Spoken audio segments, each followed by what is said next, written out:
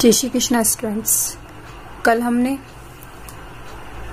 11th account के जो basic मैंने आपको कल बताए थे, आप देख लेना पुरानी वीडियो में। मैंने आपको परचेस के बारे में बताया था, कल सेल्स के बारे में बताया था, परचेस रिटर्न के बारे में बताया था, सेल्स रिटर्न के बारे में बताया था, कैपिटल के बारे में बताया था, ड्राइंग के बारे में बताया था, असेट्स कौन कौन से असेट्स होती है, टाइप ऑफ असेट्स बताई थी, fix assets, current assets, then intangible assets, fixing assets and receipt. यहाँ तक बताया था मैंने आपको। आज मैं आगे बताऊंगी आपको। असेट्स तो सारी बता दी थी। अब आपके दायित्व, लाइबिलिटीज, जो आपकी लाइबिलिटीज होती है वो कौन कौन सी होती है वो देखेंगे अपन। तो लाइबिलिटीज व्यवसाय द्वारा, लाइबिलिटीज जो आपके दायित्व हैं जो आपको देना है, तो व्यवसाय द्वारा व्यक्तियों एवं संस्थाओं को पैसा दिया जाना होता है, इसे दायित्व कहते हैं। मतलब अपन व्यवसाय कर रहे हैं और व्यवसाय कर रहे हैं तो आपको किसी को, आप या तो आपका कोई व्यवसाय है या आपकी कोई संस्था है तो आपको किसी को पैसा देना है। आप व्यापार कर रहे हैं तो ऑब्वियसली माल खरीदेंगे, कभी उधार भी खरीदेंगे, कभी नगद भी खरीदेंगे। तो यदि उधार खरीदते हैं तो आपको उनको पैसा देना है ना। अगर आपने फर्नीचर या कुछ भी लिया है, खरीदा है और उसके आपके पैसे देने बाकी है तो वो आपका क्या है, दायित्व कहलाएगा। इसको कहाँ पर लिखते हैं तो इसको चिट्ठे में, बैलेंस शीट में दायित्व पक्ष में दिखाया जाता है। नेक्स्ट आगे देखेंगे अपन, ये बैलेंस शीट बनाएंगे तब आपको अपने आप पता चल जाएगा कहाँ पे जाता है।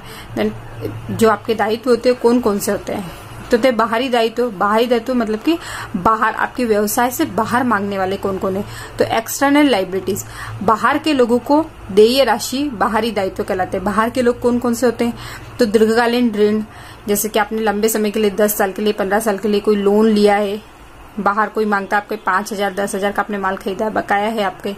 ऋण पत्र, आपने किसी से ऋण पत्र पैसा लिया है। मध्य व अल्पकालीन ऋण, जो शॉर्ट टर्म लोन होते वो लोन। क्रेडिटर, आप लेनदार, आपके जो मांगने वाले हैं वो। देय बिल, आपके जो लेनदार थे उन्होंने आपको बिल लिख के दिया और आपने उसको स्वीकार किया कि भाई हाँ मैं 2 महीने में 3 महीने में वो पैसा दे दूंगा, तो उसे देय बिल करके कहा जाता है।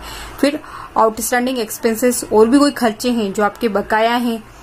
राजकीय का बकाया, राजकीय बकाया मतलब इनकम टैक्स या सेल टैक्स, ये सब आपके कौन से होते हैं, एक्सटर्नल लाइबिलिटीज। उसके बाद में आते हैं आंतरिक दायित्व।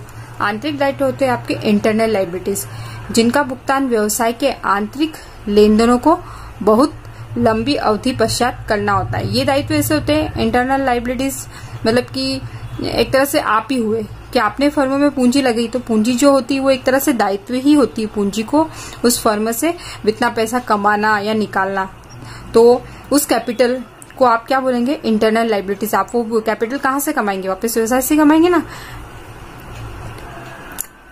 नेक्स्ट है आपके अल्पकालीन दायित्व, short term liability. Short term liabilities जिसका मतलब कि आपको बहुत 1 साल के लिए आपने किसी से उधार लिया है या 1 साल में आपको चुकाना है। ऐसे दायित्व जिनका भुगतान प्राय 1 वर्ष में करना होता है वे अल्पकालीन दायित्व कहलाते हैं। जैसे क्रेडिटर को पेमेंट आपने कहा है कि भैया मैं 6 महीने में या 9 महीने में या 3 महीने में दे दूंगा। बिल्स पेबल का आपको भुगतान करना होता है, तो बिल्स पेबल जो होता है वो 2 महीने का 3 महीने का ही लिखा जाता है। सरकार द्वारा देय कर, आपको कोई टैक्स देना है तो। बकाया खर्च, आउटस्टैंडिंग है आपका, लेकिन जो भी है वो शॉर्ट टर्म है। शॉर्ट टर्म का मतलब 1 साल के अंदर आपको उसका पेमेंट करना है। नेक्स्ट आता है आपका दीर्घकालीन दायित्व, लॉन्ग टर्म लाइबिलिटीज। ऐसे दायित्व जिनका भुगतान प्राय एक लंबी अवधि के उपरांत किया जाता है, मतलब 10 साल या 15 साल बाद में आपको इसका भुगतान करना होता है, तो उसे लॉन्ग टर्म लाइबिलिटीज कहते हैं। ये भी आपकी बैलेंस शीट में लाइबिलिटीज साइड में लिखाते हैं। दीर्घकालीन लोन, ऋण पत्र, पूर्वाधिकार, अंश, पूंजी एवं पूंजी, ये तो आपके क्या हो गए, दायित्व हो गए सारे। अब नेक्स्ट आगे आएंगे अपन डेटर्स। डेटर्स इसको बोलते हैं देनदार। देनदार मतलब जिनको, जो आपको पैसा देंगे, आपने आपको उनको क्या किया है, तो आपने उधार माल सेल किया। उधार माल बेचने पर वह व्यापार का देनदार हो जाता है। आपने किसी को माल उधार सेल किया है तो वो आपका क्या हो गया, डेटर हो गया। और डेटर हो गया तो आपको वो पेमेंट करेगा, जब तक वो पेमेंट नहीं करेगा जब तक वो आपका क्या होगा, डेटर होगा, और आपकी संपत्ति कर वो लिखा जाएगा असेट्स में। नेक्स्ट आगे आएंगे अपन बिल्स रिसेबल। बिल्स रिसेबल मतलब प्राप्त बिल। जिस तरह से ये उधार माल बेचा, सपोज उधार माल बेचते हैं आप और आप उनको क्या करते हैं,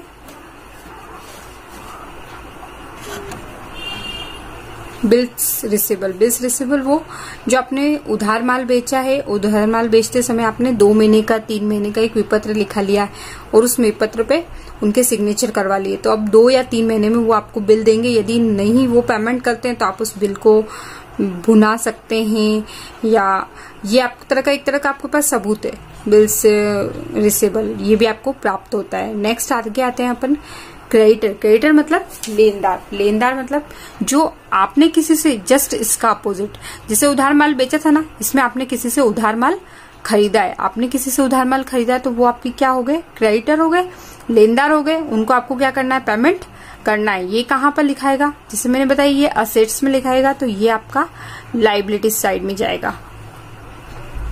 नेक्स्ट आगे आते हैं देय बिल। देय बिल, बिल्स पेबल, जो लेनदार थे आपके, लेनदारों को आपने कहा कि भाई आप मुझे एक बिल लिखकर, मैं आपको एक बिल लिखता हूँ, इस पे आप सिग्नेचर कर दो, आप 2 महीने में 3 महीने में ये राशि लौटा देना, तो वो राशि आपको प्राप्त होगी, तो वो क्या कहलाएंगे, बिल्स पेबल कहलाएंगे। जिन व्यक्तियों या संस्थाओं से व्यवसाय ने माल खरीद है तथा व्यवसाय द्वारा ऐसे व्यक्तियों या संस्थाओं को उसे देय भुगतान के बदले उसके द्वारा लिखे गए बिल को स्वीकार कर लिया जाता है, तो ऐसा प्रपत्र देय बिल कहलाता है। देय बिल मतलब आपको देना है उसको पेमेंट, आपको पेमेंट देना है। लेनदार है, आपके लेनदार है तो लेनदारों को तो आपको पेमेंट देना है, तो ये बिल पेबल कहलाएगा। नेक्स्ट आगे आएंगे अपन प्रत्यक्ष व अप्रत्यक्ष व्यय, डायरेक्ट व इनडायरेक्ट एक्सपेंसेस। डायरेक्ट एक्सपेंसेस किसे कहते हैं, इनडायरेक्ट एक्सपेंसेस किसे कहते हैं, देखिए समग्र रूप से व्यय को कुल राशि में माल लागत पर किए जाने वाले भुगतान यथा सामग्री की खरीद, मजदूरी का भुगतान, क्रय पर गाड़ी भवन का किराया, कमीशन, कार्यालय कर्मचारी व अधिकारियों का वेतन, विज्ञापन के खर्च, संपत्तियों के उपयोग के कारण उनके मूल्य में आने वाली कमी तथा मूल्यह्रास आदि को भुगतान कहा जाता है। ये तो आपका पेमेंट हुआ कि ये आपके एक्सपेंसेस है, ये आपके खर्चे हैं कि आपने माल खरीदा, सामग्री खरीदी, फिर उस पर मजदूरी दी, गाड़ी का भाड़ा दिया, भवन का किराया दिया, कमीशन दिया, कार्यालय कर्मचारियों या अधिकारियों को वेतन दिया, विज्ञापन के लिए खर्च किया, इस तरह के बहुत सारे खर्च आप करते हैं। तो ये सब जो होते हैं वो क्या कहलाते हैं, खर्चे कहलाते हैं, आपके एक्सपेंसेस कहलाते हैं, भुगतान होता है, पेमेंट होता है आपका। लेकिन इसमें ये जो बताए गए हैं ये 2 तरह से हैं, एक तो डायरेक्ट है और एक इनडायरेक्ट है। तो डायरेक्ट कौन से वो देखेंगे अपन, डायरेक्ट एक्सपेंसेस। डायरेक्ट प्रत्यक्ष रूप से या सीधे किसी विशेष उत्पाद अथवा सेवा से संबंधित, उदाहरण के लिए किसी उत्पाद के लिए प्रोडक्ट, यही समझना आप, के लिए क्रय की गई सामग्री, उस उत्पाद के लिए भुगतान की गई मजदूरी की राशि, उस उत्पाद के लिए विद्युत शक्ति पर हुआ खर्च प्रत्यक्ष व्यय की श्रेणी में आता है। इसको ऐसे समझना, जैसे आपने कोई माल खरीदा है तो आपने डायरेक्ट उसको माल लेके आए, मजदूरी दी, फैक्ट्री तक पहुंचाया, उस पे जो भी छोटे मोटे आपने मशीनरी वगैरह पे जो भी उस प्रोडक्ट को बनाने के ऊपर खर्चा किया, तो ये तो डायरेक्ट एक्सपेंसेस है, ये डायरेक्ट आपको दिख रहे हैं ना। नेक्स्ट आगे आएंगे हम डायरेक्ट एक्सपेंसेस। मैंने बताया जो डायरेक्ट प्रोडक्ट पे किए जाते हैं, लेकिन इनडायरेक्ट भी बहुत सारे एक्सपेंसेस होते हैं। कैसे, तो देखिएगा, आप किसी विशेष उत्पाद से सीधे संबंधित नहीं होते, मतलब उस उत्पाद से सीधे संबंधित नहीं होते, लेकिन खर्चा तो उसके ऊपर ही हो रहा है ना। तो देखिएगा, जैसे कि कर्मचारी व अधिकारी को वेतन, आपने देख लिया कि मजदूरों को तो सैलरी दी आपने, ठीक है, लेकिन आपके ऑफिस भी है और ऑफिस में कर्मचारी काम करते हैं, तो उनको सैलरी दोगे आप।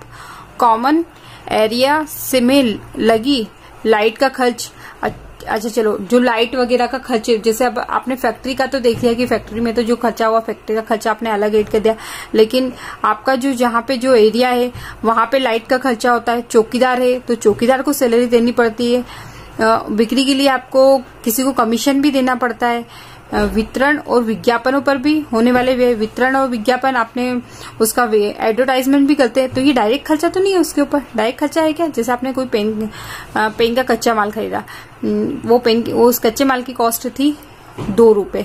ठीक है, आपने उसको फैक्ट्री तक लाए और उसको प्रोडक्ट को बनाने में आपके ₹1 की और कॉस्ट रही तो ₹3 का हो गया। लेकिन अदर खर्चा एक पेन के ऊपर, ये सारे खर्चे उसमें ऐड होके वो पेन कितने का हो जाएगा, 5 या ₹7 आपका हो जाएगा।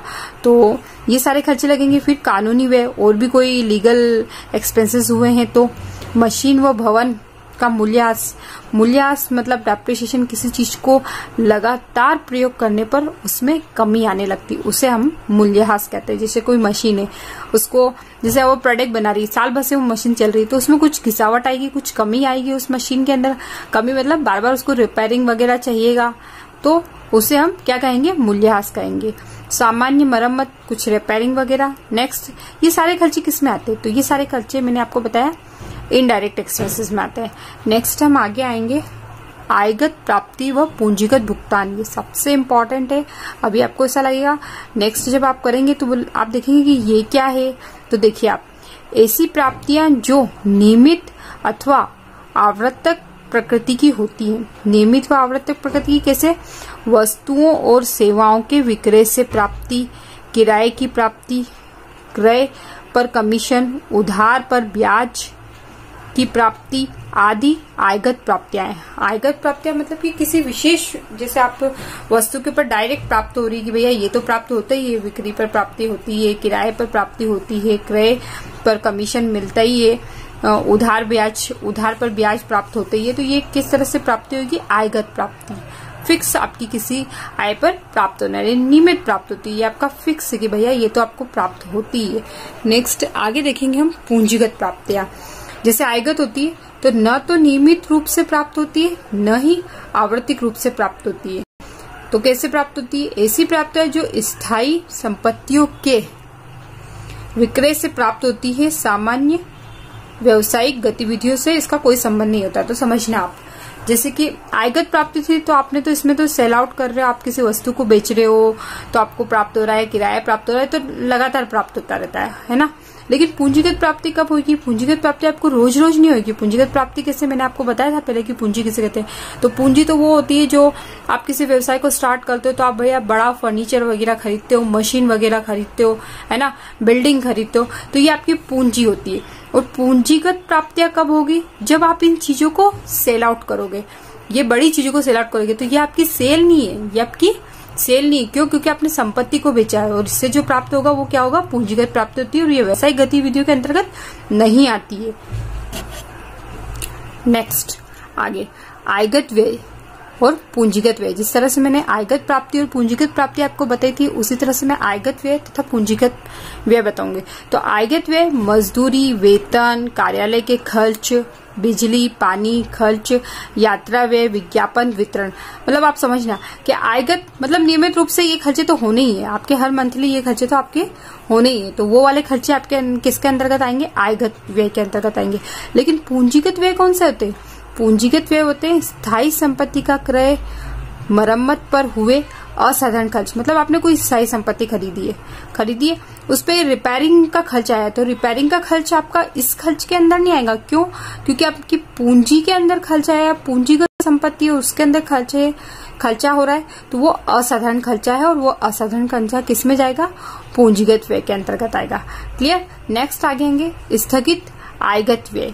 स्थगित, ये तो अपने आयगत व्यय और पूंजीगत व्यय। अब स्थगित कौन से होते हैं, कुछ व्ययों का लाभ व्यवसाय को 1 से अधिक वर्षों तक मिलने की संभावना होती है, आगे के वर्ष में धीरे धीरे अपलिखित किए जाते हैं। मतलब इसमें आप देख ले कि विज्ञापन का खर्चा, जैसे विज्ञापन का खर्चा है तो विज्ञापन का खर्चा तो बड़े लेवल पे होता है ना, बड़े लेवल पे 5 लाख 10 लाख आप टीवी पर या आप एडवर्टाइजमेंट पर अलग अलग तरीके से एडवर्टाइजमेंट करते हो तो आपका ज्यादा खर्चा आता है। तो उस खर्चे को आप अगर एक ही साल में पूरा लिखेंगे ना तो आपका प्रॉफिट नहीं दिखेगा और लॉस दिखेगा। तो उस कंडीशन में आप क्या करेंगे, तो उस खर्चे को क्यों, क्योंकि आपकी जो विज्ञापन का जो खर्चा है वो आगे भी तो आपको प्रॉफिट देगा, नहीं देगा क्या, देगा ना। तो उस कंडीशन में आप क्या करोगे, उस खर्च को 4 साल या 5 साल में डिवाइडेड कर देते हो।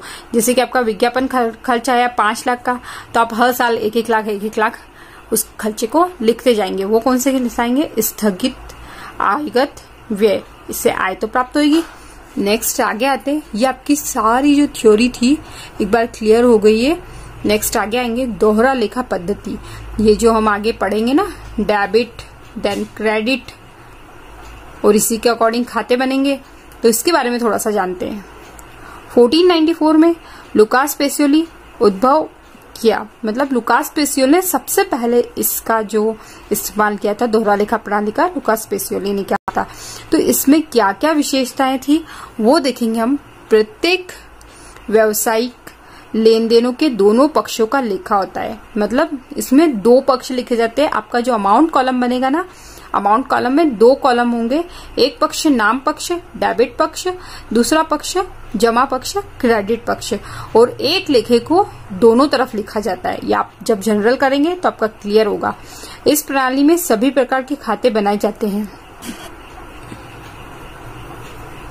सभी प्रकार के खाते कौन कौन से? व्यक्तिगत खाते जो व्यक्ति से संबंधित होते हैं, वास्तविक खाते और नाम मात्र खाते। ये आगे मैं इनकी पूरी अच्छे से डिटेल बताऊंगी तो आपको पूरा क्लियर होगा कि नाम मात्र खाते किसे कहते हैं और वास्तविक खाते किसे कहते हैं।